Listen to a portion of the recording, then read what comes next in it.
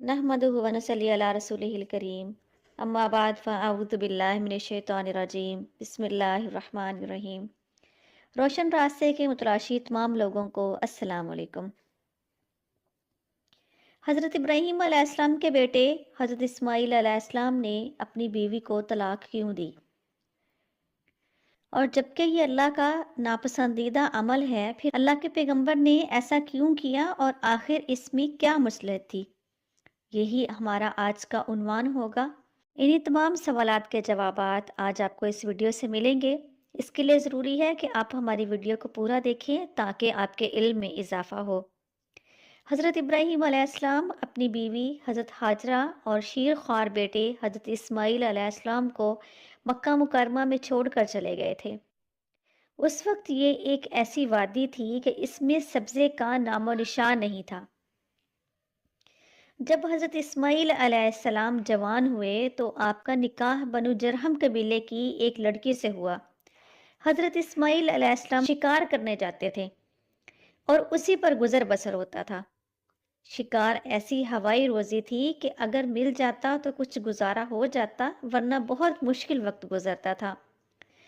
हज़रत इस्माईल अलैहिस्सलाम एक दिन शिकार पर गए हुए थे। उनकी गैर मौजूदगी में हज़रत इब्राहीम अलैहिस्सलाम उनके घर तशरीफ़ लाए। हज़रत इब्राहीम अलैहिस्सलाम ने हज़रत इस्माईल अलैहिस्सलाम की बीवी से पूछा, क्या हाल है? बहू बोली, बहुत मुश्किल से गुजारा हो रहा है, बहुत तंगी के दिन हैं, और इसी तरह की नाशुक्री के अल्फाज बोले। हज़रत इब्राहीम अलैहिस्सलाम कुछ देर बैठे और फिर बहू से कहा, इस्माईल को मेरा सलाम कहना और कह देना कि तुम्हारी चौखट ठीक नहीं है, इसको बदल लो। जब हज़रत इस्माईल अलैहिस्सलाम वापस आए, उनकी बीवी ने हज़रत इब्राहीम अलैहिस्सलाम का पैगाम दिया तो आपने अपनी बीवी को तलाक दे दी। हज़रत इस्माईल अलैहिस्सलाम का दोबारा निकाह एक साबिरा शाकिरा औरत के साथ हुआ। साल 2 साल के बाद हज़रत इब्राहीम अलैहिस्सलाम आए और बहू से उसका हाल पूछा।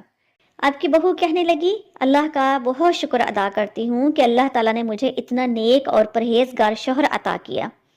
अल्लाह ताला ने मुझे इतने अच्छे इखलाक वाला, अच्छे किरदार वाला, मुत्तकी और परहेजगार, मोहब्बत करने वाला शौहर अता किया।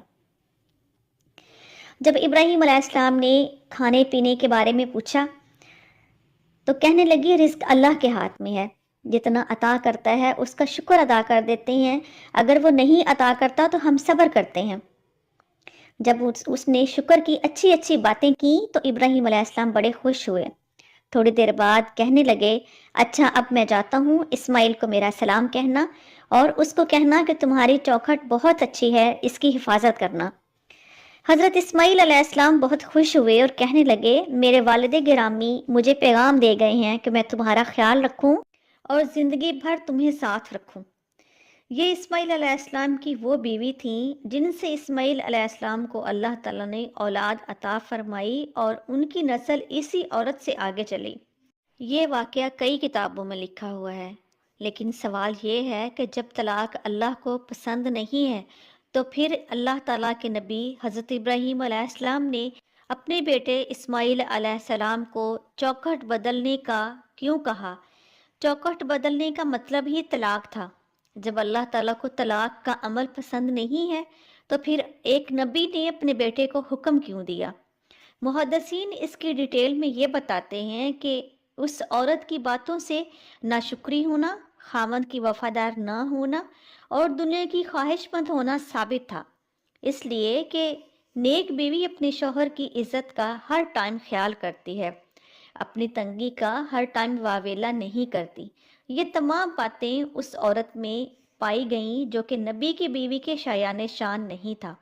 इसलिए उन्होंने अपने बेटे को तलाक का हुक्म किया। और इस सवाल का एक जवाब ये भी है कि अल्लाह ताला को बेशक तलाक का अमल सख्त नापसंद है, लेकिन मुसलहत के तहत इसकी इजाज़त भी है, क्योंकि तलाक का अमल सिर्फ नापसंदीदा है, हराम नहीं है। और कुरान पाक में तलाक के हवाले से तफसीली मालूमात मौजूद हैं। रवायात में है कि जब हज़रत इब्राहीम अलैहिस्सलाम ने हज़रत इस्माईल अलैहिस्सलाम की दूसरी बीवी से पूछा था कि तुम्हारा खाना और पीना क्या है, تو بیوی کہنے لگی ہمارا کھانا گوشت ہے اور ہمارا پینا زمزم ہے۔ تو حضرت ابراہیم علیہ السلام نے ان دونوں کے لیے دعا کی اور اللہ تعالیٰ سے کہا کہ ان کے گوشت اور زمزم میں برکت عطا فرما۔ حضرت محمد صلی اللہ علیہ وآلہ وسلم نے ارشاد فرمایا، یہ اس عظیم عورت کی عظمت اور صبر کی ایک مثال تھی کہ انہوں نے ایسے کہا حالانکہ اس وقت ان کے گھر میں خوراک کا ایک دانہ بھی موجود نہ تھا۔ آپ صلی اللہ علیہ وآلہ وسلم نے یہ بھی ارشاد فرمایا کہ اسماعیل علیہ السلام اور ان کی بیوی کے صبر و توکل اور دعائے خلیل کی وجہ سے مکہ میں ہر چیز کی فراوانی پائی جاتی ہے، کیونکہ حضرت ابراہیم علیہ السلام نے ہی مکہ مکرمہ کے لیے اللہ تعالیٰ سے دعا کی تھی کہ اس کے رہنے والوں کو پھلوں کا رزق عطا فرما۔ مکہ مکرمہ آج دنیا کا وہ شہر ہے جہاں پہ پوری دنیا کے ہر موسم کے پھل پائے جاتے ہیں۔ یہ دعائے خلیل ہی تھی کہ اللہ تعالیٰ نے زمزم میں بھی برکتیں عطا فرمائیں، مکہ مکرمہ کے طرح طرح کے گوشت کے اندر بھی اور پھلوں کے اندر بھی۔ ویڈیو کا اختتام کرتے ہیں اس امید کے ساتھ کہ آپ کو ہماری ویڈیو پسند آئی ہوگی۔ اللہ آپ سب کا حامی و ناصر ہو۔ اللہ حافظ۔